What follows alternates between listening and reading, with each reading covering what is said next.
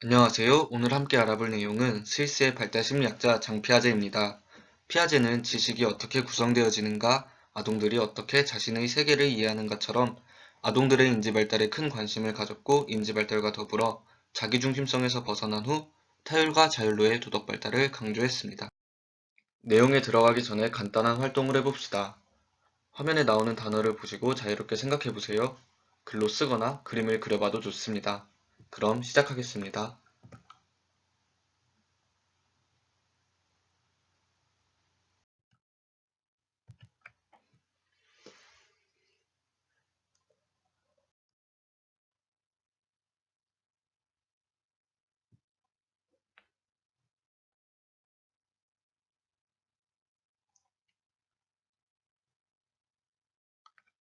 어떤 생각을 했는지 함께 비교해 볼까요? 저는 말이라는 말을 보면 말이 먼저 생각나지 말입니다. 무슨 말이냐고요? 바로 동물의 말과 사람의 말입니다. 학교라는 말에는 종강과 휴학밖에 생각이 나지 않네요. 과제가 조금 많긴 하지만 저는 항상 교수님을 믿고 있습니다. 존경합니다. 이게 뭔지는 잘 모르겠는데 왜 다들 얼굴이 달아올랐나요? 다른 사람도 함께 비교해 봅시다. 왜 우리는 같은 말에도 서로 다른 생각을 하게 될까요? 바로 인지도식 때문입니다. 인지도식이란 인간의 인지구조를 이루는 정신체계의 틀입니다. 도식과 인지구조의 확장이 곧 인지발달입니다.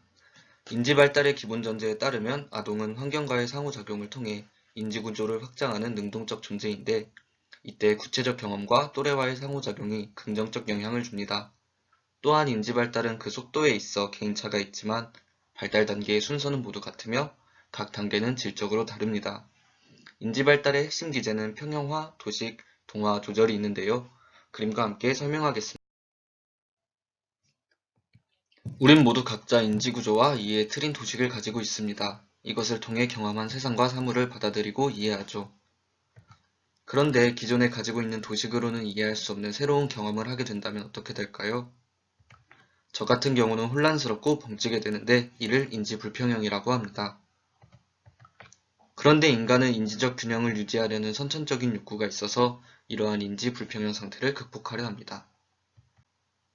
따라서 새로운 경험을 기존 도식에 맞게 동화하거나 기존 도식을 새로운 경험에 맞게 조절해서 인지평형을 이루죠. 이 경우는 동화가 일어난 경우라 할 수 있습니다. 이렇게 인지구조가 확장되는 것으로 인지발달이 일어나며 새로운 경험과 인지불평형은 인지발달에 있어 매우 중요합니다. 왜 또래와의 상호작용이 중요할까요? 코끼리와 장님 이야기를 아시나요? 서로 다른 코끼리의 부위를 만지고서는 코끼리는 부채같이 생겼어. 혹은 코끼리는 기둥 같아 하며 자신의 생각만을 강조합니다. 아동들에게도 이러한 특성이 나타나는데요. 이를 자기중심성 혹은 자기중심화라고 합니다. 그림과 같이 산 모형은 보는 방향에 따라서 모습이 달라지지만 아직 자기중심성이 강한 인지발달 단계의 아이들은 어느 쪽에서 봐도 자신이 보는 모습으로만 보일 것이라고 생각하죠. 또래와의 상호작용이 중요한 이유는 자신과 다른 관점이 존재한다는 자신과 타인의 관점의 차이를 스스로 발견하게 되기 때문입니다. 아동은 또래와의 상호작용을 통해 자신과 다른 관점을 발견하고 이로부터 오는 새로운 경험과 인지불평형을 통해 자신의 인지발달을 이루고 점차 자기중심성을 탈피하게 됩니다.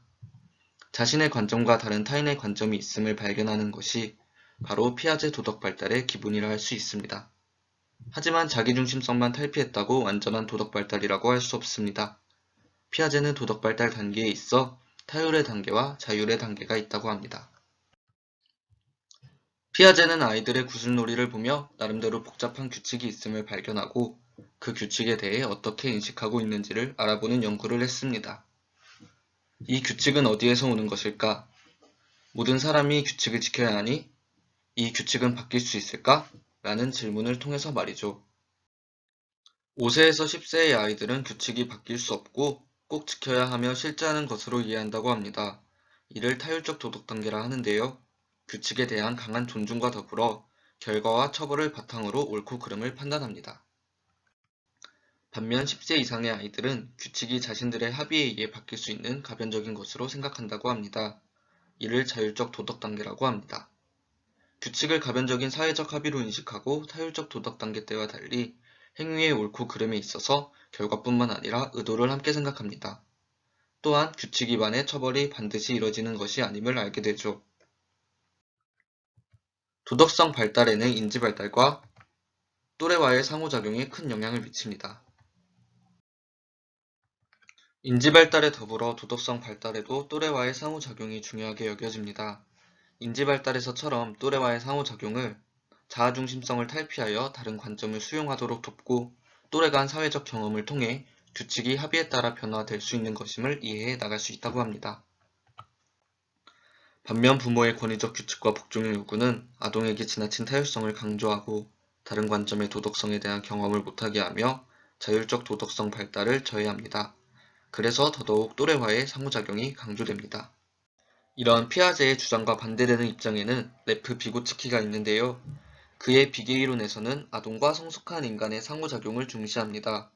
성숙한 인간과의 상호작용을 통해 더 높은 발달의 단계를 이룰 수 있는 것이죠. 다음 시간에는 콜버그에 대해서 알아보도록 할 텐데요. 콜버그는 피아제의 이론을 발전시켜 도덕발달 6단계를 제시합니다.